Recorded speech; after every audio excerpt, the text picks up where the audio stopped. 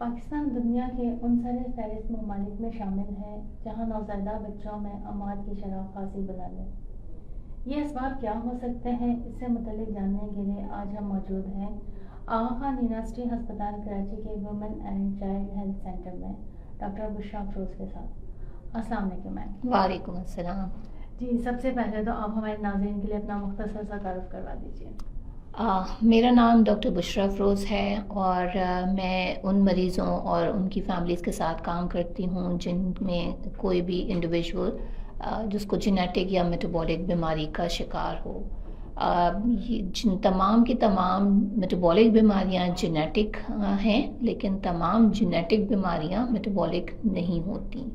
میں دونوں طرح کے مریضوں کے ساتھ کام کرتی ہوں، جینیٹک اور میٹابولک۔ اچھا میم، ہمارے ملک میں بچوں کی شرح اموات بلند ہونے کے اسباب کیا ہو سکتے ہیں؟ اچھا، یہ بڑا امپورٹنٹ کویسچن ہے، اس لیے کیونکہ جیسے آپ نے کہا اور بالکل صحیح کہا، پچھلے کئی سالوں سے پاکستان میں نوزائیدہ بچوں کی اور 5 سال سے کم عمر بچوں کی شرح اموات جو ہے وہ بہت زیادہ ہے، اور اس کے بہت ساری وجوہات جو ہمیں بتائی جاتی ہیں، ہمیں ایز اسٹوڈنٹ پڑھائی بھی جاتی ہیں، اور ہم بھی اب ایز ٹیچرز اپنے اسٹوڈنٹس کو انہی باتوں کو پڑھا بھی رہے ہیں، اور اس میں یہی کہا جاتا ہے کہ جی ہمارے ملک میں زیادہ تر بچے، چاہے وہ نوزائیدہ بچے ہوں چاہے وہ چھوٹے بچے ہوں 5 سال سے کم کی عمر کے، ان میں جو وجوہات بیماریاں جن کی وجہ سے وہ ان کی اموات ہوتی ہیں، وہ زیادہ تر جن کو ہم کہتے ہیں کمیونیکیبل ڈیزیزز، میننگ ایک دوسرے سے پھیلنے والی، جس میں ٹائفائڈ آ جاتا ہے، ڈائریا آ جاتا ہے، نمونیا جو یہ سانس کے ذریعے، پانی کے ذریعے، گندگی اور آلودگی اور حفاظتی ٹیکوں کی کم کوریج کی وجہ سے ہوتی ہیں۔ ہم زیادہ تر ان بیماریوں کو ایٹریبیوٹ کرتے ہیں کہ یہ ہمارے بچوں میں مجائے اموات ہیں، لیکن اس میں جو امپورٹنٹ چیز ہے وہ یہ ہے کہ یہ ہمیں سمجھنے کی بہت زیادہ ضرورت ہے کہ ہمارا ملک ان چند ممالک میں سے ہے جہاں ہمارے ہاں آپس میں شادیوں کا رواج بھی بہت زیادہ ہے۔ کزن میرجز، جی عام لفظوں میں کزن میرجز کہہ سکتے ہیں، لیکن اس کا سکوپ ایکچولی کزن میرجز سے بہت بڑھ کے چلا جاتا ہے۔ مطلب یہ کہ اگر وہ کزن نہ بھی ہوں آپ کے، اور لوگ کزن کا مطلب بھی بہت ڈفرینٹ طریقے سے لیتے ہیں، کچھ لوگ ایسے بھی میں نے اپنے پریکٹس میں دیکھے ہیں جو خالہ زاد اور پھوپھی زاد کو فرسٹ کزن نہیں سمجھتے، صرف چچا زاد کو، میننگ جو باپ کے سائڈ کے رشتہ دار ہوتے ہیں ان کو فرسٹ کزن سمجھتے ہیں۔ بہت سارے مس کنسیپٹس ہیں اس معاملے میں بھی، اور چاہے کزنس ہوں یا نہ ہوں، آپ کو اس بات کا اندازہ ہوگا کہ ہم اس ملک میں رہتے ہیں جہاں ہمارے یہاں برادری سسٹم بہت اسٹرانگ رائج ہے۔ ہم کزنز نہ بھی ہوں تو ہمارے یہاں برادری سے باہر نکل کے شادی کرنے کو اتنا زیادہ عام رواج نہیں ہے، اور اگر آپ ایک ہی پول میں کلیکٹ ہوئے ہوں تو آپ کہیں نہ کہیں پیچھے، بھلے آپ 50 سال 100 سال پیچھے چلے جائیں، آپ کہیں نہ کہیں بلڈ ریلیٹو بن جائیں گے، اور اس وجہ سے جو ہماری آپس کی شادیوں کی وجہ سے اس طرح کی جینیٹک بیماریاں اور میٹابولک بیماریاں جو کہ والدین میننگ ماں اور باپ دونوں سے بچے میں منتقل ہوتی ہیں، ان کا ریٹ بڑھ جانے کا چانس بہت زیادہ بڑھ جاتا ہے۔ اور یہی ایک بہت بڑا ریزن ہے کہ ہمارے ملک میں بہت ایفرٹس کی گئی ہیں، ہماری گورنمنٹ نے ود انٹرنیشنل ایجنسیز بہت کام کیا ہے نوزائیدہ بچوں کی، خاص طور پہ نوزائیدہ بچوں کی برتھ کو سیف کرنے کے لیے، اور ان کی ڈیتھ کو پریونٹ، ان کی جو مورٹیلٹی ریٹ آپ کہہ رہی ہیں شرح اموات، اس کو نیچے لانے کے لیے۔ لیکن ہم پچھلے تقریباً 10-15 سال، بلکہ شاید اس سے بھی زیادہ، ہم تقریباً 15-20 سال میں اس کو اس حد تک نیچے نہیں لا پائے ہیں جس حد تک ہم نے ایکسپیکٹ کیا تھا، کیونکہ بہت سارے بچے جو خاص طور پہ کیمیائی بیماریاں، عام لفظوں میں میٹابولک بیماریوں کا شکار بچے ہوتے ہیں، ان کی جو علامات ہوتی ہیں نا، وہ علامات بالکل ایسی ہوتی ہیں جیسے کسی بچے کو انفیکشن کی وجہ سے علامات ہو رہی ہوں۔ تو وہ بچے چونکہ نہ ان کو ٹیسٹ کیا جا رہا ہوتا ہے، نہ ان کو دیکھا جا رہا ہوتا ہے، وہ جب بیچارے اللہ کے پاس چلے جاتے ہیں تو پھر ان کو نمونیا یا سیپسس انفیکشن کہہ کے ان کا ڈیتھ سرٹیفکیٹ سائن کر دیا جاتا ہے۔ لیکن بہت سارے بچے جو ڈیتھ سرٹیفکیٹ پہ لکھا ہوا ہے نمونیا یا سیپسس مطلب انفیکشن، وہ ان بیماریوں کا شکار نہیں بلکہ شاید کسی اور بڑی وجہ سے انتقال ہوا ہے ان کا۔ تو اس کے لیے کیا کیا جا سکتا ہے؟ اس کے لیے عالیہ، جو دنیا میں ایک بہترین اور ٹائم ٹیسٹڈ طریقہ ہے اس کو ہم نیو بورن اسکریننگ کہتے ہیں۔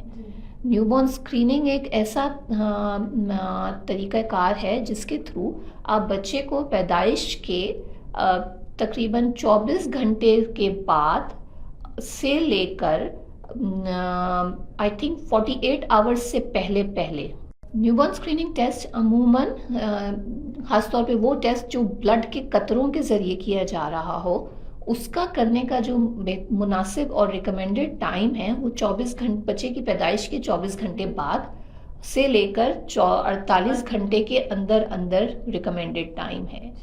اور لیکن نیو بورن اسکریننگ دیکھیے نیو بورن اسکریننگ میں بہت ساری چیزیں شامل ہوتی ہیں۔ کچھ زیادہ تر بیماریوں کو تو ہم خون کے قطروں کے ذریعے جو ہے ٹیسٹ کر لیتے ہیں، جو بچے کی ایڑی سے ہم چند قطرے خون ایک خاص قسم کے پیپر پہ کلیکٹ کرتے ہیں، لیبارٹری میں اینالائز کرتے ہیں، اور ان چند 3 قطروں خون کے ذریعے ہم تقریباً 60 سے اوپر بیماریوں کو ٹیسٹ کر سکتے ہیں، اسکرین کر سکتے ہیں۔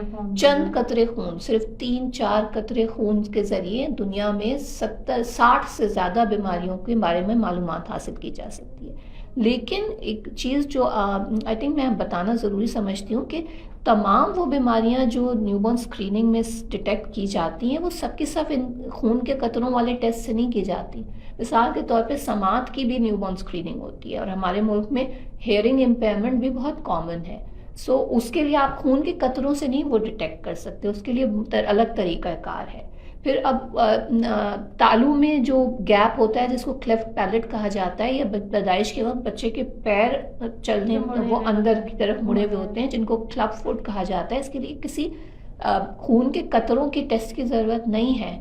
یہ بہت آسانی کے ساتھ ایک نارمل فزیکل ایگزامینیشن کے تھرو ڈیٹیکٹ کیے جا سکتے ہیں۔ سو دنیا میں نیو بورن اسکریننگ مختلف بیماریوں کے لیے کی جا رہی ہے، جس میں بہت زیادہ بیماریاں جو ہیں تقریباً 45 یا 50 کے قریب بیماریاں ایسی ہیں جو کہ 51 بیماریاں جو ہیں وہ میٹابولک بیماریوں کے لیے نیو بورن اسکریننگ کی جاتی ہے۔ اس کے علاوہ کچھ پیدائشی خون کی بیماریوں کے لیے بھی اسکریننگ کی جا سکتی ہے، کچھ ہارمونز کی بیماریوں کے لیے بھی اسکریننگ کی جا سکتی ہے، ہیئرنگ کے لیے اسکریننگ کی جا سکتی ہے، کچھ پیدائشی قوت کیا کہتے ہیں امیونٹی کو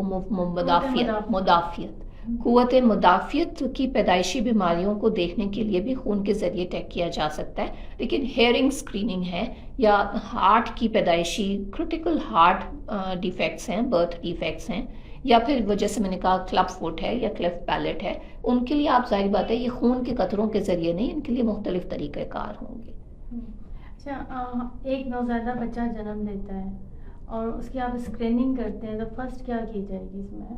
اگر اس کا پورا آپ طریقہ کار بتائیں، اور یہ اگر کسی بچے کی نہ ہو تو کیا ہو سکتا ہے؟ دیکھیے یہ ڈپینڈ کرے گا کہ آپ نے اچھا اس میں یہ ضرور یاد رکھیے گا کہ ہمارے ملک میں نیشنل لیول پہ نیو بورن اسکریننگ کسی بھی چیز کی موجود نہیں ہے۔ National level new born screening کا مطلب ہوتا ہے کہ آپ کے ملک میں ہر پیدا ہونے والے بچے کو اس چیز کی ایکسیس ہو، وہ کسی بھی چیز کی نہیں ہے۔ وہ کوئی ایک بیماری بھی ایسی نہیں ہے جس کی ہم یہ کلیم کر سکیں کہ یہ نیشنل لیول پہ نیو بورن اسکریننگ پاکستان میں موجود ہے۔ جیسے ویکسینیشن، حفاظتی ٹیکے نیشنل لیول پہ موجود ہیں، لیکن نیو بورن اسکریننگ موجود نہیں ہے۔ چند پرائیویٹ ہسپتالوں میں کچھ نیو بورن اسکریننگ ہو رہی ہے، چند این جی اوز کے انڈر جو ہے وہ مختلف ہسپتالوں میں مختلف چیزوں کی نیو بورن اسکریننگ آفر کر رہے ہیں۔ ہماری سندھ گورنمنٹ کے تھرو کی سپورٹ کے تھرو کچھ نیو بورن اسکریننگ جو ہے وہ ہمارے سندھ کے انٹیریئر سندھ میں بھی جو ہے انیشل سٹیجز میں ہے۔ یہ کہنا ذرا سا ڈیفیکلٹ ہوگا اس چیز کا جواب دینا کہ کس چیز کے لیے کی جا سکتی ہے اور کب کی جا سکتی ہے، کیونکہ نیو بورن اسکریننگ ان چیزوں کو سلیکٹ کرنا چاہیے جن کا آپ کے پاس جو ہے سہولتیں موجود ہوں، میننگ ایک تو اول تو آپ کو وہ پتا ہو کہ یہ جو بیماری آپ کے معاشرے میں آپ کی پاپولیشن میں کامن ہے. وہ ظاہری بات ہے وہ ہمارے پاس ڈیٹا اس وقت موجود نہیں ہے، کیونکہ یہ ساری چیزیں جب تک آپ نیشنل لیول پہ اسٹڈی نہیں کرتے آپ کو نہیں پتا ہوتی کون سی ڈیزیز. اب اگر 60 بیماریوں کو دیکھا جا سکتا ہے خون کے قطروں کے ذریعے، تو 60 کی 60 سے شروع کر دینا بیوقوفی کے علاوہ اور کچھ بھی نہیں ہے. آپ کو وہ چیزیں سلیکٹ کرنی چاہیے جن کی نیو بورن اسکریننگ کرنے کے بعد آپ کے پاس اس کا ریئل ڈائگنوسٹک ٹیسٹ بھی موجود ہو، اس کی ٹریٹمنٹ کے آپ کے پاس آپشنز بھی موجود ہوں، اس کو ٹریٹ کرنے کے والے آپ کے پاس ڈاکٹرز بھی موجود ہوں. جیسے اب کلب فٹ ہے یا کلیف پیلٹ ہے، اس کو ٹریٹ کرنے کے لیے سرجن چاہیے، اور سرجنز اتنے موجود ہونے چاہیے کہ وہ آپ کے ڈیٹیکشن کے بعد اس چیز کو ایڈریس کر سکیں. اور نیو بورن اسکریننگ ٹیسٹ نہیں ہے، یہ اسکریننگ ہے. اسکریننگ کی مثال میں ہمیشہ اپنے پیشنٹس کو کس طرح سے دیتی ہوں کہ جیسے ہم مال جاتے ہیں یا ایئرپورٹ جاتے ہیں، وہاں ایک سیکیورٹی گیٹ لگی ہے، آپ اس میں سے اپنا بیگ پاس کرتے ہیں یا آپ خود اس میں سے گزرتے ہیں. اس سیکیورٹی گیٹ کا پرپس جو ہے وہ خطرناک کوئی چیز لے کے اندر نہ چلا جائے، کوئی گن وغیرہ لے کے اندر جا کے تباہی نہ مچائے، یہ اصل مقصد ہے. لیکن اگر آپ کے بیگ میں یا آپ کے پاکٹ میں کوئی کی چین بھی پڑا ہوتا ہے تو وہ بچتا ہے. تو جب وہ بچتا ہے تو وہ اسکرین پازیٹیو ہوتا ہے. اسکرین پازیٹیو کا مطلب یہ نہیں ہے کہ آپ کے پاس گن نکل آئے گی، ہاں، لیکن جب اسکرین پازیٹیو آتا ہے اور بیل بجتی ہے مال میں اس سیکیورٹی گیٹ سے گزرنے کے بعد، تو وہ آپ کو کہتے ہیں کہ اپنا بیگ کھول کے دیکھائیں کہ کیا ہے. اسی طرح سے جب آپ کا نیو بورن اسکریننگ جب پازیٹیو آئے گا تو پھر آپ کو جس چیز بیماری کے لیے پازیٹیو آئے گا اس بیماری کا آپ کے پاس ڈائگنوسٹک ٹیسٹ ہونا چاہیے. اور ڈائگنوسٹک ٹیسٹ کرنے کے بعد ہی آپ کو پتہ چلے گا کہ یہ بیگ میں چابی کی وجہ سے اسکرین آپ کی پازیٹیو آئی تھی یا صحیح معنوں میں آپ گن لے کے اندر تباہی مچانے جا رہے تھے. اچھا ڈاکٹر بشرا، یہ تو بتائیے کہ بچے کی اسکریننگ کے ذریعے کن کن امراض کی تشخیص ممکن ہے، اور یہ کہ ہمارے ملک میں زیادہ کون سے ایسے امراض عام ہیں؟ دیکھیے، میں نے جیسے آپ کو کہا کہ خون کے قطروں کے ذریعے تقریباً 51 میٹابولک بیماریوں کی تشخیص ممکن ہے، 2 ہارمونز کی بیماریوں کی تشخیص ممکن ہے، کچھ امیون ڈیفیشنسیز کی بیماریوں کی تشخیص ممکن ہے، کچھ جینیٹک ڈس آرڈرز جس میں سسٹک فائبروسس بھی ہمارے یہاں کافی کامن ہے، اس کی تشخیص ممکن ہے. اس طرح سے کچھ بلڈ کے ڈس آرڈرز ہیں جو ان کی تشخیص بھی ممکن ہے. اگر آپ مجھ سے یہ کہیں کہ ان سب میں سب سے زیادہ ہمارے ملک میں کون سا موجود ہے، تو اس وقت ہمارے پاس جتنا بھی پبلشڈ لٹریچر ہے پاکستان کو ریپرزینٹ کرنے کے لیے، تو کانجنائٹل ہائپوتھائرائڈزم جو کہ پیدائشی حدود کی بیماری ہے، جو گردن میں ایک حدود اللہ تعالیٰ نے رکھا ہے جو کہ ایک ہارمون بناتا ہے جس کو ہم تھائرائڈ کہتے ہیں. کانجنائٹل ہائپوتھائرائڈزم میننگ پیدائشی طور پہ تھائرائڈ کا گلینڈ کم طاقت کے ساتھ کام کر رہا ہو. یہ ایک ایسی بیماری ہے جو کہ ڈفرینٹ پاکٹس میں ڈفرینٹ ہاسپٹل بیس اسٹڈیز نے جو شو کیا ہے وہ یہ کیا ہے کہ اس بیماری کا پریولنس جو ہے وہ پاکستان میں اور ممالک کے مقابلے میں کئی گنا زیادہ ہے. کچھ لٹریچر پاکستان سے پبلش ہوا ہر 1000 میں سے ایک بچے کو کہتا ہے، کچھ لٹریچر جو ہے وہ ہر 1300 سے 1500 کے پیدا ہوئے ہوئے بچوں میں سے ایک بچے کو کانجنائٹل ہائپوتھائرائڈزم کا شکار بتاتا ہے، as compare to the global prevalence of hypothyroidism, جس میں 5000 ہر 5000 پیدا ہوئے ہوئے بچے میں سے ایک بچے کو ہائپوتھائرائڈزم ڈیٹیکٹ کی جاتی ہے. تو آپ اندازہ کر سکتی ہیں 5000 میں سے ایک بچہ، اور ہمارے ہاں 1000 میں ایک بچہ. تو کانجنائٹل ہائپوتھائرائڈزم ایک ماڈل ڈیزیز کنسیڈر کی جاتی ہے دنیا میں، جس کے جو سٹارٹنگ پوائنٹ ہوتا ہے کسی بھی ملک کے لیے نیو بورن اسکریننگ سسٹم کو ٹیسٹ کرنے کے لیے. اور اس کی بہت ساری وجوہات ہیں. میں نے جیسے ابھی ایک لفظ استعمال کیا، نیو بورن اسکریننگ سسٹم کو ٹیسٹ کرنے کے لیے، کیونکہ نیو بورن اسکریننگ کوئی ٹیسٹ مطلب میننگ کوئی لیبارٹری میں کرنے والا ٹیسٹ تو ہے، مگر صرف وہ نہیں ہے، یہ پورا طریقہ نظام ہے. اس طریقہ نظام کو آپ کو چیک کرنا پڑتا ہے کہ آپ کے پاس وہ کیپیسٹی ہے، آپ اس کے لیے کیا کیا چیزیں ہیں اور کیا کیا گیپس ہیں، میننگ کیا کیا کمیاں ہیں جو کہ آپ کو ایڈریس کرنی امپورٹنٹ ہیں، کرٹیکلی امپورٹنٹ ہیں، اس سے پہلے کہ آپ اپنا new born screening panel expand کر کے 60 ڈیزیزز کے اوپر پہنچ جائیں. بر وقت تشخیص کے فوائد کیا ہو سکتے ہیں؟ نیو بورن اسکریننگ کا مین مقصد ہی جو ہے نا ان بچوں کو وقت پہ ڈائگنوز کر کے انٹروین کرنا ہے. Intervene in the form of treatment ہے. جیسے مطلب جو ہم نے جیسے کہا کانجنائٹل ہائپوتھائرائڈ کی اگزامپل لی، اور اس کو ہم کیوں اس بہترین اگزامپل سمجھتے ہیں نیو بورن اسکریننگ سسٹم کو ٹیسٹ کرنے کے لیے، کیونکہ اس کی علامات جو ہیں وہ اتنی جلدی نہیں آتی. کچھ بیماریاں جو ان کو نیو بورن اسکریننگ میں انکلوڈ کرتے ہیں ان کی علامات تو بہت جلدی آ جاتی ہیں، 24 گھنٹے کے بعد سے لے کر 3 دن کے بچے کے 4-5 دن کے بچے میں علامات آنا شروع ہو جاتی ہیں. تو جو ہے اسی وجہ سے ہم نیو بورن اسکریننگ کا ٹائم ہم نے بڑا ایسا رکھا ہے کہ تاکہ ہم کوشش کریں، میکسیمم کوشش کریں کہ زیادہ سے زیادہ بچے جن کو یہ بیماری ہے ان کو ہم علامات آنے سے پہلے کیچ کر لیں. اور علامات بیماری پر ڈپینڈ کریں گی کہ کیا بیماری کی ہو رہی ہے. زیادہ تر جو کیمیائی بیماریاں، میٹابولک بیماریاں جو نیو بورن اسکریننگ میں شامل ہوتی ہیں ان میں بچے کی علامات جو اگر آتی ہیں وہ جیسے میں نے کہا کہ وہ بچہ دودھ پینے میں آپ کو لگے گا انٹرسٹڈ نہیں ہے، دودھ نکال رہا ہوگا، بار بار وامٹ کر رہا ہوگا، بہت زیادہ رو رہا ہوگا، بہت زیادہ، مطلب پیدائشی بچے سارے روتے ہیں، یہ نہیں کہ ہر کا بچہ روئے اور آپ یہ سمجھیں کہ اس کو میٹابولک بیماری ہے.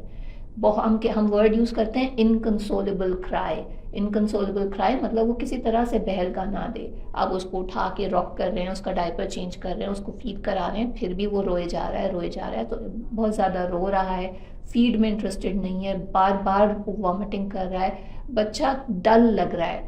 ایون جو فرسٹ ٹائم مدرز ہوتی ہیں ان کو بھی نظر آ جاتا ہے کہ میرا بچہ ویسا نہیں ہے جیسا یہ پیدائش کے چند گھنٹوں بعد مجھے ملا تھا، اب یہ انٹرسٹ نہیں لے رہا، ڈل لگ رہا ہے. اور اگر آپ اس کو اور لیٹ کریں تو خدا نخواستہ جھٹکوں کا آنا، بے ہوشی میں چلے جانا، اور اللہ نہ کرے خدا نخواستہ اسی کیفیت میں بچے کی موت کا واقع ہو جانا، یہ ایک کامن سینیریو ہے. سو اس وجہ سے ہی ہم نیو بورن اسکریننگ کا مین آبجیکٹو کیا ہے کہ آپ یہ علامات سے پہلے ڈائگنوز کر لیں تاکہ آپ جو ہے یہ علامات آنے سے پہلے ٹریٹمنٹ سٹارٹ کر دیں.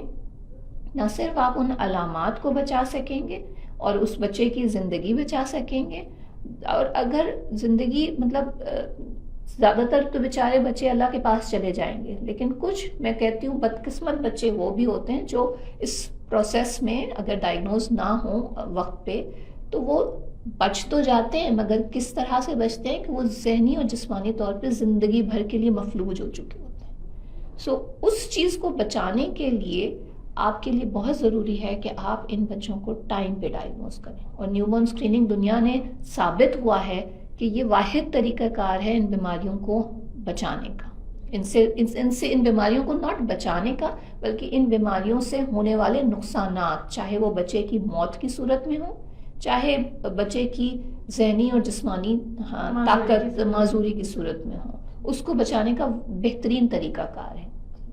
اچھا، وہ کیا وجہ ہو سکتی ہیں جن کے سبب پاکستان میں نوزائیدہ اسکریننگ عام نہیں ہے، حالانکہ یہ بچے کو زندگی کی طرف لے کر آتی ہے، ایک ایسے بچے کو جو ہمیں نہیں پتا کہ آئندہ چند گھنٹوں میں ہمارے پاس ہوگا یا نہیں ہوگا. دیکھیں میرے خیال میں یار انفارچونیٹلی ہمارے ملک میں نا ہیلتھ کبھی بھی ہماری پرائیورٹی نہیں رہی ہے، اور نہ ہیلتھ رہی ہے نہ ایجوکیشن رہی ہے. اور جب آپ ایجوکیٹ ہی نہیں ہیں آپ کی پبلک تو اس کو نیو بورن اسکریننگ کے فوائد بھی نہیں پتہ اس حد تک.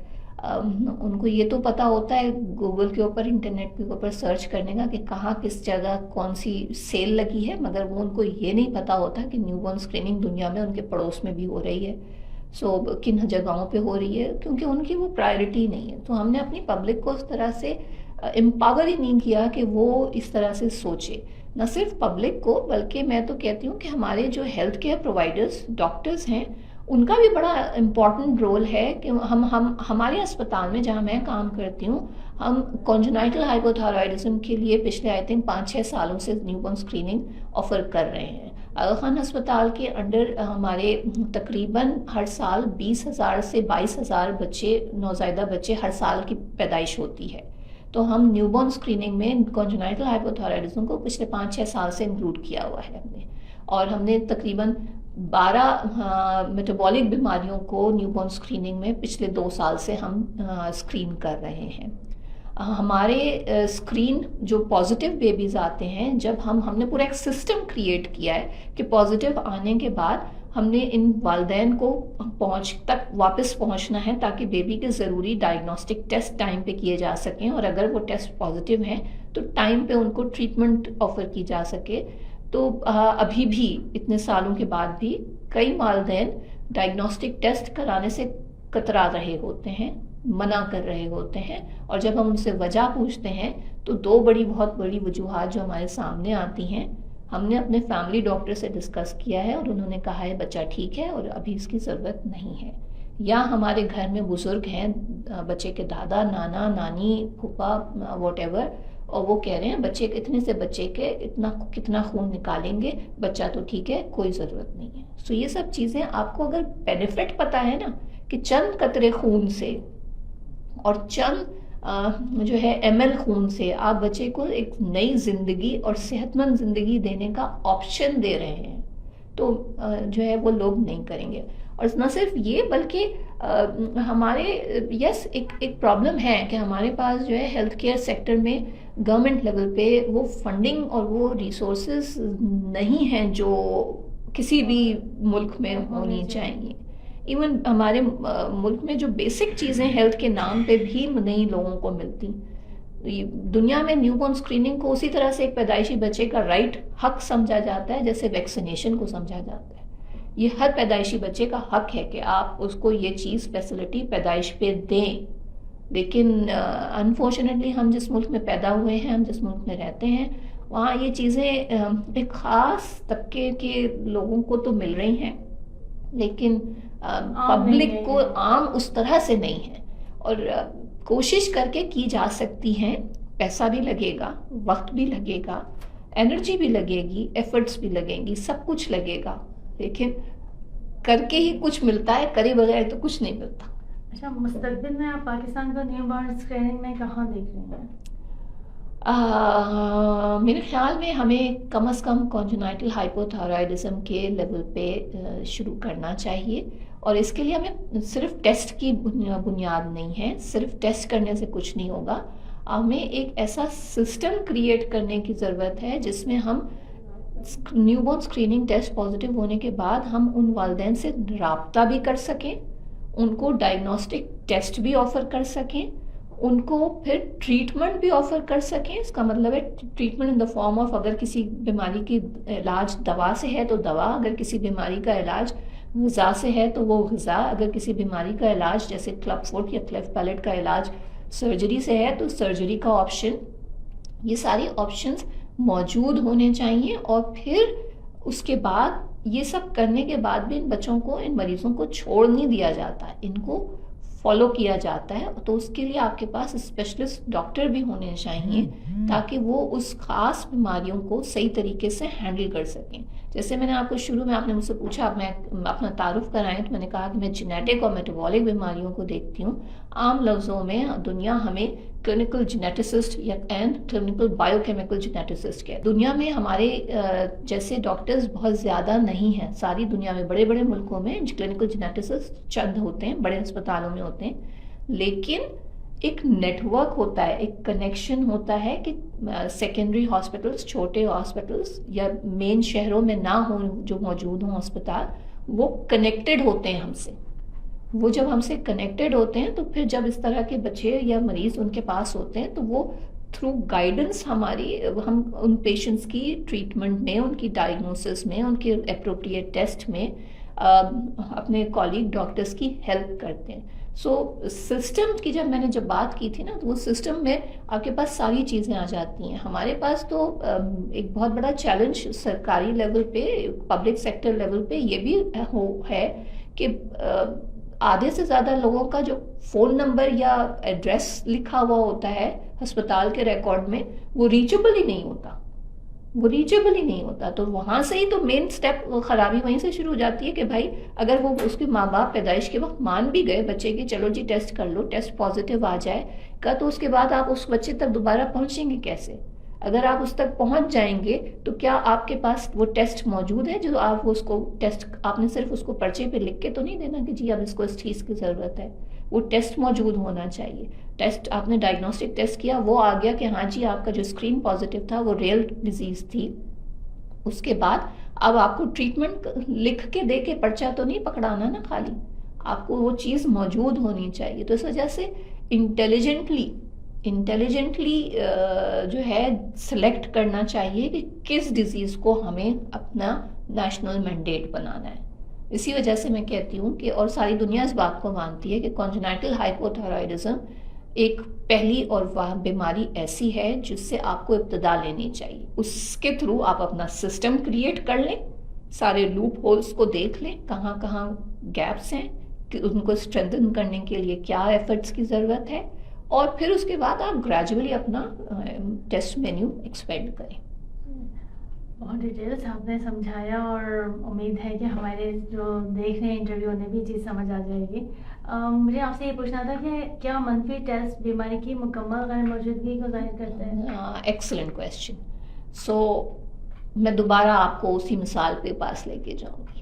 اگر وہ ایئرپورٹ کا سیکیورٹی گیٹ اتنا روبسٹ ہوتا، اتنا طاقتور ہوتا، تو پھر کوئی بھی فلائٹ پہ کوئی بھی پلین ہائی جیک نہ ہو رہا ہوتا، کیونکہ کچھ بھی کر لیں اسکریننگ 100% پیشنٹس کو ڈیٹیکٹ نہیں کرے گی.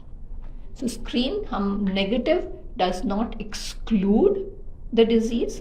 اگر وہ نیگیٹو آیا، نارمل آیا، اس کے باوجود اگر مریض میں علامات آ رہی ہیں تو پھر بھی آپ کو جو ہے ڈاکٹر سے مشورہ کرنا چاہیے. ڈاکٹرز کو بھی سمجھنا چاہیے کہ ہر بچہ جو کہ دودھ نہیں پی رہا اور وامٹنگ کرے رہا جا رہا ہے اور ڈل بھی ہے اور لیتھرجک بھی ہے اور اس طرح سے ایکٹیو نہیں ہے جس طرح سے وہ پیدائش کے پہلے 1-2 دن تھا، تو اس کو اگر ان کی کیپیسٹی نہیں ہے تو ان لوگوں سے رابطہ کریں، ان لوگوں کے پاس بھیجیں یا فون پہ کانٹیکٹ کریں اور مشورہ لیں کہ اس طرح کے مریض کے لیے کیا کرا جا سکتا ہے. نایاب جنیاتی عوارض IMDs جو ہیں ان سے متعلق بھی کچھ بتائیں. اچھا، سو جیسے میں نے کہا تھا یار کہ تمام میٹابولک ڈیزیزز جن کو آپ نے لفظ IMD کہا، IMD کو کہ یہ مطلب اس کا کیا ہے؟ I کا مطلب ہے انہیریٹڈ مطلب کہ وراثت میں ملنے والی بیماری. میٹابولک میٹابولک کے لیے سٹینڈ کرتا ہے، میٹابولک مطلب کیمیائی، اور D مطلب ڈس آرڈر، تو وراثت میں ملنے والی کیمیائی بیماری. ٹھیک ہے، سو تمام IMDs وراثتی بیماریاں ہیں، اور مطلب میننگ جینیٹک بیماریاں ہیں، لیکن تمام جینیٹک بیماریاں جو ہیں وہ میٹابولک نہیں ہیں. ٹھیک ہے، اور تمام جینیٹک بیماریاں انہیریٹڈ بھی نہیں ہیں. مثال کے طور پہ ڈاؤن سنڈروم آپ نے شاید سنا ہو، وہ ایک جینیٹک مسئلہ تو ہے، لیکن میجورٹی ڈاؤن سنڈروم پیشنٹس جو ہوتے ہیں وہ انہیریٹڈ نہیں ہوتے. لیکن انہیریٹڈ میٹابولک ڈس آرڈرز IMDs جو ہیں وہ موروثی ہیں، والدین سے بچوں میں منتقل ہوتے ہیں، اور یہ بہت بڑا بیماریوں کا گروپ ہے. مطلب میں اسٹوڈنٹس کو ہمیشہ یہ بولتی ہوں کہ اگر کلینکل جینیٹسسٹ کافی ہوتے جو کہ میں ہوں، تو پھر الگ سے کلینکل بایو کیمیکل جینیٹسسٹ بننے کی کیا ضرورت تھی؟ ایک ہی آدمی کر رہا ہوتا. لیکن دنیا میں اب ان ڈسپلنس کو الگ کر دیا گیا ہے. سو میں دونوں طرح کے مریضوں کو دیکھتی ہوں. میٹابولک بیماریوں میں 1400 سے 1500 سے زیادہ بیماریوں کا معلومات آج کی تاریخ میں ہمارے پاس موجود. 1400-1500 بیماریاں آپ اندازہ کر سکتی ہیں کتنی زیادہ نمبر ہے، اور یہ کوئی چھوٹا گروپ نہیں ہے. اور امپورٹنٹلی میٹابولک بیماریاں بچے کی پیدائش سے پہلے سے لے کر اس کی زندگی کی آخری سانس تک، چاہے وہ 80 سال کا ہی کیوں نہ ہو، اس وقت تک کسی وقت بھی نمودار ہو سکتی ہیں. زیادہ تر میٹابولک بیماریاں ہم بچوں کی عمر میں دیکھتے ہیں، پیدائش کے بعد سے لے کر چند ارلی جو ایئرز ہوتے ہیں، اور پھر اس کے بعد ارلی چائلڈہڈ آپ کہہ لیں یا چائلڈہڈ کہہ لیں، میننگ بچپن کی بیماریوں میں ہم زیادہ تر بیماریاں میٹابولک بیماریاں اس ایج گروپ میں دیکھتے ہیں، لیکن جیسے میں نے کہا کہ ایون ایڈلٹس کو بھی میٹابولک بیماریاں پہلی بار سامنے آتی ہیں، اتنے عرصے کے بعد. ہاں بالکل بالکل، ان کی علامات ہی آنا شروع ہوتی ہیں جب وہ بہت بڑے ہو چکے ہوتے ہیں، 30-32 سال کے بعد بھی آ سکتی ہیں. اچھا، کیا وراثتی میٹابولک امراض سے بچاؤ ممکن ہے؟ یار یہ ذرا سا پیچیدہ سوال ہے، اور شاید اس کے لیے آپ کو ایک مختلف پورا سیشن کرنا پڑے گا. بچاؤ کے مختلف معنی لیتے ہیں لوگ ہمارے یہاں. بچاؤ کو مطلب یہ کہ یہ ہو ہی نہ، اور اگر ہے تو آپ اس کو ماں کے پیٹ میں ہی ٹریٹ کر دیں، ختم کر دیں، کہ یہ بچہ اس دنیا میں جب آئے تو اس کو کوئی مسئلہ نہ ہو. سو دیکھیے، اس کے لیے تھوڑا سا جینیٹکس کو ڈسکس کرنے کی ضرورت ہوتی ہے کہ کچھ موروثی بیماریاں، انہیریٹڈ بیماریاں ایسی ہیں جو والدین میننگ ماں اور باپ کیریئر ہوتا ہے. کیریئر مطلب میننگ وہ بیمار نہیں ہوتے، اس میں وہ موجود ہوتے ان جینز جو ہے نا، ہم کہتے ہیں کہ تمام جینز جو ہیں وہ جوڑے کی صورت میں اللہ تعالیٰ نے انسان کے جسم میں رکھی ہوئی ہے. جوڑے کا ایک حصہ ماں سے، دوسرا حصہ باپ سے آتا ہے. اگر ہر انسان میں جو کہنا چاہیے کہ 6 سے 7 سخت بیماریوں کا ہم سب کیریئر ہیں، میننگ ایک حصہ ہمارا صحیح کام کر رہا ہے اور ایک حصہ ہمارا صحیح کام نہیں کر رہا. اگر ایک ہی جیسی جینز دونوں میاں بیوی میں صحیح کام نہیں کر رہی ہوں اور وہ کیریئر ہوں ایک ہی طرح کی بیماری کے لیے، تو پھر ان کے ہر بچے میں چانس اس بیماری کے آنے کا 25% ہو جاتا ہے.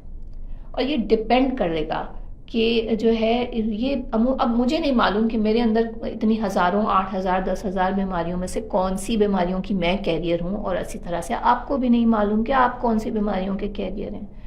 اور جب تک کوئی پرابلم نہیں آتا تب تک تو کوئی بھی جا کے اپنا ایسے جینیٹک ٹیسٹ یا نہیں کراتا ہے. تو عموماً یہ فیملیز اس وقت آپ کے سامنے آتی ہیں جب اس خاندان میں کوئی بچہ یا کوئی مریض ان بیماریوں کے ساتھ تشخیص ہوتا ہے. سو اسی لیے جو ہم کلینکل جینیٹسسٹ ہوتے ہیں نا، وہ ہم صرف اس مریض کے ڈاکٹر نہیں ہوتے، ہم ایکچولی اس کے پوری فیملی کے ڈاکٹر بن جاتے ہیں. کیونکہ اس کی ماں پریگننٹ ہوگی تو ہم اس کی ماں کے لیے ساری چیزیں کر رہے ہوں گے. اس مریض کے بہن بھائی کو ہم چیک کر رہے ہوں گے کہ کہیں ان میں تو تشخیص بیماری کی علامات آنے والے موجود نہیں ہیں، یا وہ اپنے ماں باپ کی طرح تو کیریئر نہیں ہے. نہ صرف یہ بلکہ ہم اور آگے بھی جا سکتے ہیں اور جاتے ہیں. عموماً ماں باپ کے بہن بھائی، مطلب مریض کے ماموں اور خالائیں، مریض کے چچا اور پھوپھیاں اور ان کے بچے، اور یہ سب ہمیں سب کو دیکھنے کی ضرورت پڑتی ہے. ہمارے یہاں یہ اتنا زیادہ ہوتا نہیں ہے، کم ہوتا ہے. کم فیملیز یہ ایکسپینڈ کرتی ہیں جس کو ہم کیسکیڈ اسکریننگ کہتے ہیں، لیکن یہ کہ یہ سب ہمارے ہاریزون میں، ہمارے اسکوپ میں آتا ہے. اچھا ڈاکٹر صاحبہ، آپ کے پورے کیریئر میں کوئی ایک ایسا کیس کہ جس میں آپ کو لگا ہو کہ اس بچے میں اب کچھ آثار نہیں ہے زندگی کے، لیکن اسے زندگی مل گئی؟ یار ایسے تو ہیں، کوئی ایک ایسا اگر آپ کو شیئر کرنا چاہیں ہم سے. میں اس کو تھوڑا سا اینگل ٹوسٹ کروں گی. میری ایک پیشنٹ ہے ابھی، وہ ماشاءاللہ 10 سال کی ہو گئی ہے. وہ ایک میٹابولک ڈیزیز کی پیشنٹ ہے جس کو ہم MSUD کہتے ہیں. اس کے والدین اس کو ہمارے ہسپتال میں جب لے کر آئے تھے تو وہ میرے خیال میں 2-3 دن کی تھی، اور جس کو ہم کہتے ہیں وہ انسیفلوپیتھک تھی، ڈیپ کوما میں تھی، بے ہوشی کی، غنودگی میں، گہری غنودگی میں تھی. اور ان والدین کا جہاں تک مجھے یاد ہے 2 یا 3 پہلے بچوں کا انتقال اسی مسئلے کے ساتھ ابتدائی چند 5-6-7 دن کے اندر پیدا ہونے کے بعد ہو چکا تھا. تو ان کو بیچاروں کو اتنی تو سمجھ آ گئی تھی کہ یہ بچہ بھی اسی طرح سے بیہیو کر رہا ہے اور یہ نہیں بچے گا. اور الحمدللہ اللہ کی مدد سے وہ ہم لوگوں نے اس کی ڈائگنوسس کی اور اس کو ٹریٹمنٹ وغیرہ کا سٹارٹ کیا. اب ظاہری بات ہے، ایک بچہ اس حالت میں آپ کے پاس آئے گا تو آپ کو کچھ تو وقت لگے گا، اور ہو سکتا ہے آپ کی تمام کوششوں کے باوجود اللہ تعالیٰ نے اس کے لیے اس وقت اس میں ہماری کوششوں میں شفا نہ رکھی ہو. یہ بھی ہمیں نہیں پتہ ہوتا، مگر ہم جی جان سے ہر بچے کے لیے پوری کوشش کرتے ہیں. تو مجھے یہ اچھی طرح یاد ہے کہ 2 یا 3 دن گزر گئے تھے اور اس کا والد صاحب جو ہیں وہ اپنی پریشانی کے عالم میں بہت زیادہ ناراضگی کا اظہار کر رہے تھے، بہت زیادہ خفگی کا اظہار کر رہے تھے کہ میں اپنے بچے کو لے کے جا رہا ہوں، تم لوگ چند دن بعد اس کی ڈیڈ باڈی مجھے دو گے اور کہو گے کہ جو ہے ہم اس کا کچھ کر نہیں سکے. میں ڈٹ گئی, پتہ نہیں کیوں.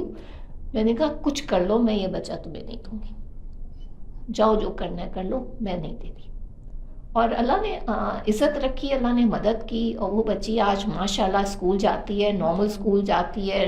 کل کلینک میں بھی آئی تھی, اور بہت پیاری, بہت خوبصورت بچی, بالکل نارمل. اس کے ماں باپ کا تمام کریڈٹ ہے کہ انہوں نے جو کچھ میں نے ان کو بتایا ہے انہوں نے بہت اچھے سے فالو کیا ہے. ان کی زندگی ہے اس بچے کی, مطلب اس کے علاوہ ان کی زندگی میں اسی کے گرد وہ گھوم رہے ہیں, لیکن اللہ نے مدد کی. اور وہ بچی الحمدللہ جو ہے آج آپ اس کو دیکھیں آپ کو کبھی بھی نہیں لگے گا کہ اس کو یہ وہ اس کیفیت سے گزری ہے. سو یہ وہ چیزیں ہیں جو کہ آپ کو پتہ نہیں ہوتی ہیں, لیکن کہ والدین کو ڈاکٹرز پہ نا تھوڑا سا ٹرسٹ کرنا چاہیے اور اللہ پہ بھروسہ کرنا چاہیے. ہمارا ملک میں زیادہ تر لوگ, ہم مسلمان ہیں, ہم اللہ پہ بڑا اوپری بھروسہ کرتے ہیں کہ بس جو کچھ بھی غلط ہو رہا ہے وہ ڈاکٹر کی غلطی ہے, ہسپتال کی غلطی ہے. دنیا میں کوئی ایسا ڈاکٹر نہیں ہوگا, کوئی ایسا ہسپتال نہیں ہوگا جو جان کے اپنے مریض کو نقصان دے اور اس کا برا کرے. کرتے ہم سب کے لیے, جیسے میں نے کہا, جی جان لگا دیتے ہیں, لیکن جب اس کو اللہ نے شفا دینی ہوگی تبھی شفا ملے گی. تو اس بات کا یقین, اور اس ڈاکٹرز پہ, ہیلتھ کیئر سسٹم پہ یقین رکھیں کہ وہ آپ کے بچے کے لیے ہی کام کر رہے ہیں, اپنے بچے کے لیے نہیں کر رہے ہیں. یہ ہمارے لیے وہ بچے بہت امپورٹنٹ اور پیارے ہیں, ہمیں بہت عزیز ہیں, لیکن وہ ہیں آپ کے ہی بچے. اور ہم راتوں کو جاگتے ہیں, محنت کرتے ہیں, ہماری ساری ٹیم محنت کرتی ہے آپ کے بچوں کے لیے, آپ کے مریضوں کے لیے. کوئی بھی ہسپتال ایسا نہیں ہے جو کووڈ میں بند ہوا ہوگا, ساری دنیا بند تھی ہسپتالوں کے علاوہ. تو پھر سب اپنے گھروں میں بیٹھے ہوئے تھے, ورک فرام ہوم پر ہم لوگ سب آ رہے تھے. صرف ڈاکٹرز نہیں, ہمارا سٹاف آ رہا تھا, ہماری نرسیں آ رہی تھیں, ہمارے لیبورٹری کے لوگ آ رہے تھے, ہمارے ہاؤس کیپنگ آ رہا تھا, ہمارے پورٹرز آ رہے تھے. ہسپتال تو ساری دنیا کے کھلے ہوئے تھے, کوئی ایک ہسپتال مجھے بتا دیں جو بند ہوا ہو. پھر تو ٹرسٹ کریں سسٹم پہ, ڈاکٹروں پہ, سسٹم کے اوپر, اور اللہ پر. آگے جو ہوتا ہے وہ اللہ کی مرضی سے ہوتا ہے. گھر میں میٹابولک جینیٹک ڈس آرڈر کے شکار بچوں کی دیکھ بھال سے, دیکھیے جیسے ہم نے کہا کہ اوور آل ہم جو نمبر کوٹ کرتے ہیں وہ 8,000 سے اوپر جینیٹک بیماریاں ہیں, جس میں میٹابولک بھی شامل ہیں, اور تقریباً 1,400-1,500 میٹابولک بیماریاں ہیں. سو ہر بیماری کا ایک علاج نہیں ہے اور ایک طریقہ نہیں ہے. کچھ بیماریاں ایسی ہیں جن میں ہم آج کی تاریخ میں ہمارے پاس اس کے علاج کا علم اللہ نے ہمیں نہیں دیا, دنیا میں موجود نہیں ہے وہ علم اس وقت. تو ہم ان بچوں کو بھی چھوڑتے نہیں ہیں. ہم ان کی ایک بیٹر لائف میں جتنا ہم اس فیملی کو ہیلپ کر سکتے ہیں, فیڈنگ میں, اگر جھٹکے ہو رہے ہیں تو جھٹکوں کو کنٹرول کرنے کی صورت میں, اس بچے کی موبلائزیشن کو ہیلپ کرنے کے لیے, کسی اگر فزیوتھیراپی وغیرہ کی ضرورت ہے, یا کسی اسپیشل جو بچوں کی ویل چیئر ٹائپس چیزیں ہوتی ہیں, یا کوئی واکنگ ایڈز ہیں, اس طرح کی چیزیں ہیں, یا جیسے میں نے کہا فیڈنگ, اگر وہ بچہ منہ سے نہیں لے سکتا تو گیسٹراسٹمی جو آپریشن کے ذریعے ٹیوب لگا دی جاتی ہے اس کے ذریعے. یہ وہ بچے ہیں جو لا علاج بیماریوں کے ساتھ دنیا میں آئے ہیں اور زندہ ہیں. اور پھر وہ بیماریاں آ جاتی ہیں جن کے لیے ہم کچھ دوائیوں کی صورت میں علاج ممکن کر سکتے ہیں, تو ان کے لیے ہم دوائیوں کی تشخیص کرتے ہیں اور والدین کو سکھاتے ہیں اور سمجھاتے ہیں کہ ان کی دوائی کی پابندی کس قدر امپورٹنٹ ہے. کیونکہ یہ بھی اکثر ہم نے دیکھا ہے اپنے پروفیشن میں کہ دوا اس وقت دی جاتی ہے جب تک کہ مسئلہ ہو رہا ہے, اور اگر اس دوا کے ذریعے مسئلہ کنٹرول میں آ جائے تو وہ سمجھا یہ جاتا ہے کہ اب دوا کی ضرورت نہیں ہے اور بند کر دی جائے. تو یہ جتنی بھی جینیٹک میٹابولک بیماریاں ہیں, یہ وہ والی بیماریاں نہیں ہیں کہ اگر آپ کو علامات نظر نہیں آنا بند ہو گئی تو آپ دوا بند کر دیں. تو اس کے لیے بار بار ریگولر فالو اپ ہونا, بچے کو جیسے آپ ایک چھوٹے بچے کی تربیت نہیں کرتے ہیں کہ جی وہ چھوٹا ہوگا تو اپنی شوز اپنی جگہ پہ رکھے گا, پھر بڑا ہوگا تو اپنے کپڑے ہینگر میں ٹانگے گا, پھر بڑا ہوگا تو وہ اپنے کپڑے دھوئے گا بھی خود, استری بھی خود کرے گا, یہ ساری چیزیں. تو سٹیپس میں آپ نہ صرف پیرنٹس کو بلکہ اس بچے کو بھی گرو کراتے ہیں اس چیز کو پریپیئر اور ہینڈل کرنے کے لیے. پھر کچھ بیماریاں ایسی بھی ہیں جن میں ہمیں غذا کے ذریعے جو ہے وہ علاج کرنے کی ضرورت پڑتی ہے. تو ان بچوں کی اسپیشل ڈائٹس ہوتی ہیں، والدین کو اسپیشل ڈائٹس سکھائی جاتی ہیں، بتائی جاتی ہیں، کچھ کس طرح سے بنانا ہے، کس طرح سے دینا ہے، اس کی کیا اہمیت ہے. اور اسی طرح سے جب یہ بچے بڑے ہوتے ہیں تو پھر ان کو اس ایجوکیشن کا پارٹ بنایا جاتا ہے. کسی کے بھی والدین ساری زندگی تو کسی کے ساتھ نہیں رہتے. ایک دن تمام لوگوں ہم سب کی زندگی میں آتا ہے جب ہمیں اپنا خیال خود رکھنا پڑتا ہے.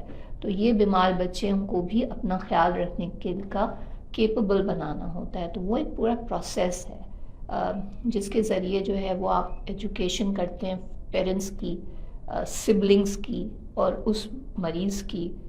جیسے کچھ میٹابولک بیماریاں ہیں جس میں وہ بچے جو ہیں وہ انڈا نہیں کھا سکتے، انڈے کی بنی ہوئی چیزیں نہیں کھا سکتے، عام دودھ نہیں پی سکتے، عام دودھ کی بنی ہوئی چیزیں نہیں کھا سکتے، کسی قسم کا گوشت یا اس کی بنی ہوئی چیزیں نہیں کھا سکتے. وہ الگ بیماری ہے. میٹابولک بیماریوں میں زیادہ تر یہ 3 بڑی کیٹیگریز، اور آپ اندازہ کر سکتی ہیں کہ ہم جس کنٹری میں رہتے ہیں وہاں گوشت کتنی اہمیت کا حامل ہے، انڈا کتنی اہمیت کا حامل ہے. دودھ کے بغیر بچے کے بڑے ہونے کا تصور لوگوں کے ذہن میں نہیں ہے. سو پھر اگر 3 بہن بھائی ہیں اور ایک بچے کو بیماری ہے، 2 کو نہیں ہے، تو آپ والدین کی ذمہ داری یہ ہو جاتی ہے کہ وہ نہ صرف اس بچے کو جس کو بیمار ہے اس کو یہ چیزیں نہ دیں، لیکن اپنے دوسرے بچوں کو بھی ساتھ میں سکھائیں کہ جی اپنے دوسرے بیمار بہن بھائی کا کس طرح سے خیال بھی رکھنا ہے، اور اس کو ایسا نہ ہو کہ وہ ان کو دیکھ کے، اپنے بہن بھائیوں کو دیکھ کے ضد کرے یا چھپ کے کھانے لگے اس چیز کی بھی. سو یہ پوری ٹریننگ کا پارٹ ہے کہ جس میں آپ دوا، غذا، کیئر جو ہے وہ جس مریض کی جو ضرورت ہوتی ہے اس کو اس حساب سے لے کے چلتے ہیں.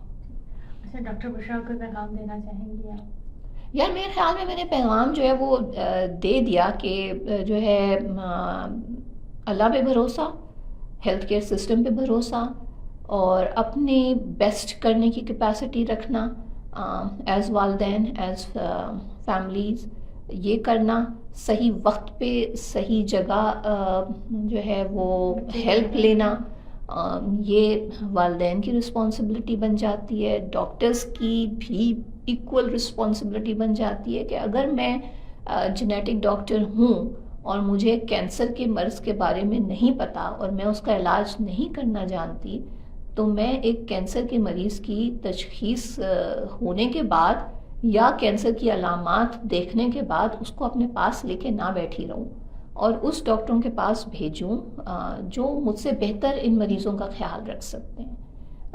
اور نیو بورن اسکریننگ کانٹیکس میں یہ بھی کہ ہمیں سٹارٹ لینا ہے اور لینا پڑے گا. ہم دنیا سے بہت پیچھے رہ گئے ہیں اس چیز میں، دنیا بہت آگے بڑھ گئی ہے. یہ تقریباً پچھلے 50-60 سالوں سے یہ طریقہ علاج نیو بورن اسکریننگ کا دنیا میں رائج ہے، اور ہم ابھی تک کونجنائٹل ہائپوتھائرائڈزم بھی نیشنل لیول پہ نہیں لا سکیں. سو گورنمنٹ سے بھی التجا ہوگی، ہم تو التجا ہی کر سکتے ہیں کہ ہیلتھ پرائیورٹی کو اپنے مینڈیٹ بنانا جو ہے وہ اسینشل ہے، اس کے بغیر گزارا نہیں ہے. اور چاہے کتنی ہی ہو جائے، کبھی بھی ہیلتھ جو ہے وہ پبلک سیکٹر میں اس طرح سے گرو نہیں کر پائے گی. جس طرح سے ویکسینیشن اگر صرف اور صرف پبلک سیکٹرز میں ہو رہی ہوتی نا، تو آدھے سے زیادہ ملک کے بچے جو تھے وہ وین ویکسینیٹڈ ہوتے. چلیں، بہت شکریہ ڈاکٹر بشرا آپ کا کہ نہیں بہت شکریہ، مفید معلومات فراہم کی. آپ کا بہت شکریہ. بہت شکریہ.